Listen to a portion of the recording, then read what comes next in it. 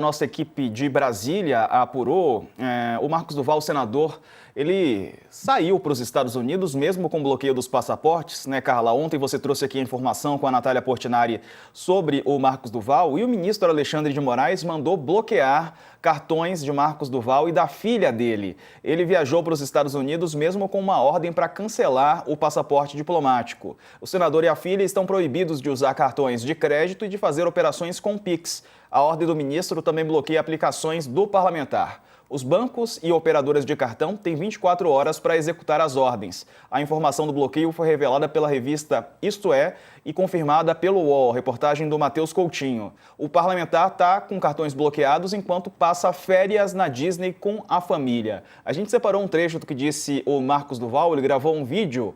Vamos ver o que ele disse.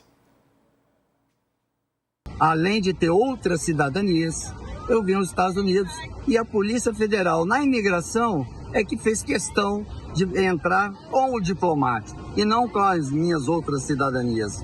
Então, gente, não tem nada de ilegal, não estou fugindo e comuniquei a todos os órgãos. Comuniquei o Ministério da Justiça, comuniquei o STF, Alexandre de Moraes, comuniquei todo mundo que nem precisava comunicar, porque eu não respondo por nada, mas eu comuniquei por excesso de zelo.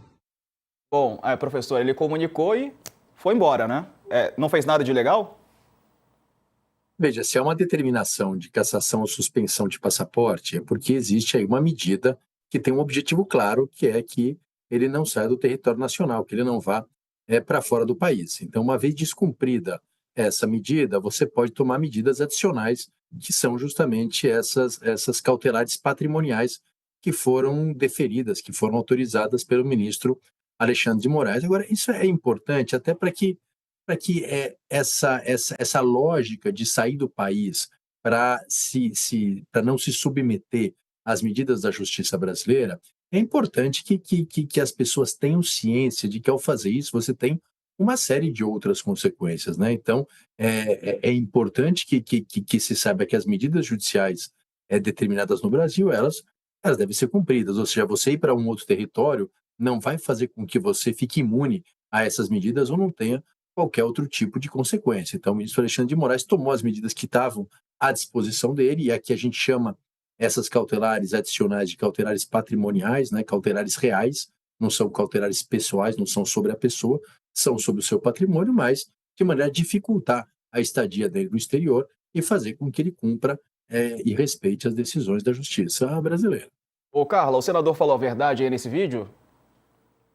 Então, Diego, não, eu até vou fazer uma introdução de uma apuração e perguntar aqui para o doutor Pierre, mas a gente conseguiu também um trecho, a decisão do ministro Alexandre de Moraes com as cautelares, né, é sigilosa, mas a gente tem um trecho aí de um pedido que o senador Marcos Duval, ele realmente, quando ele disse que ele informou a viagem ao STF, ele informou, e ao Senado, ele informou, mas no caso do STF, ele disse que ele passaria férias com a família, mas o ministro Alexandre de Moraes negou e ainda disse que era de responsabilidade dele, Marcos Duval, respeitar as medidas cautelares, ou seja, ele está viajando sim, descumprindo uma ordem do ministro do Alexandre de Moraes, que hoje, como a gente mostrou aí na reportagem do Matheus, faz outras medidas com esse bloqueio de contas. Aí, diante desse cenário, eu queria perguntar para o Pierre, dá para imaginar o regresso do senador ao Brasil e um eventual pedido de prisão, nesse caso de que está flagrante o descumprimento das medidas cautelares?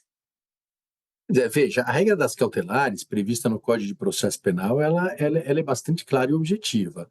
Todas essas cautelares são substitutivas de uma prisão preventiva. Então, nesses casos, o juiz ele vê, sim, hipóteses que ensejariam uma prisão preventiva, mas ele, em vez de decretar essa prisão, ele acaba adotando medidas alternativas que tenham a mesma finalidade, ou seja, que sejam menos graves, mas alcancem a mesma finalidade. Então, é natural que, quando essa pessoa deixe de cumprir essas medidas cautelares, o risco de substituir essas cautelares por uma prisão preventiva é muito grande. Então, eu vejo sim a possibilidade do ministro Alexandre de Moraes converter essa medida numa prisão preventiva. É claro que, ao fazer isso, ele precisa olhar com muito cuidado se realmente essa é a única medida cabível, se existem outras medidas talvez mais graves que a cassação do passaporte, com uma tornozeleira e que possam cumprir esse objetivo, mas está aberta a possibilidade, sim, dele autorizar ou determinar uma prisão preventiva.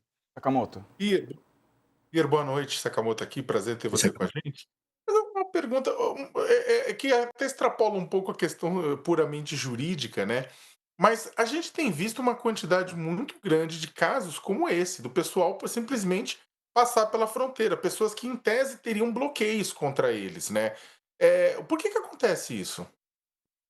Veja, na verdade, eu acho que há aí uma visão, talvez romântica, talvez ingênua, de que você, atravessando a fronteira, você se encontra absolutamente imune às decisões judiciais. Talvez é inspirada pelos velhos filmes de faroeste, em que o sujeito passava o Rio Grande, ia para o México e estava em liberdade. Hoje a gente vive num mundo muito complexo, muito interligado, ou seja, qualquer tipo de pagamento ele é feito ou via cartão de crédito, ou via Pix, ou via meio de pagamento. Então, hoje, os estados dispõem de instrumentos muito mais efetivos e de longo alcance para atrapalhar a vida daqueles que não se submetem a essas medidas ou à aplicação da lei penal. Então, essas pessoas todas, e muitas delas que foram para o exterior, acabaram se entregando, acabaram voltando, porque elas foram asfixiadas economicamente. Se as pessoas não têm contatos lá e não têm quem as sustente lá, elas têm uma dificuldade muito grande de se manter nesses países, e elas acabam, então, retornando e se submetendo à lei penal. Então, para dizer, hoje não é tão simples a fuga internacional, porque além de fugir, você precisa se manter nesse país. E para se manter nesse país, além de você precisar de recursos, e esses recursos podem sim ser congelados, ser bloqueados, você também tem uma série de instrumentos que fazem com que as autoridades desses outros países, quando estiverem coordenadas com as brasileiras, podem também tomar medidas para fazer a pessoa retornar. Não é bem o caso dos Estados Unidos, a gente está vendo, mas em outros países isso pode acontecer também.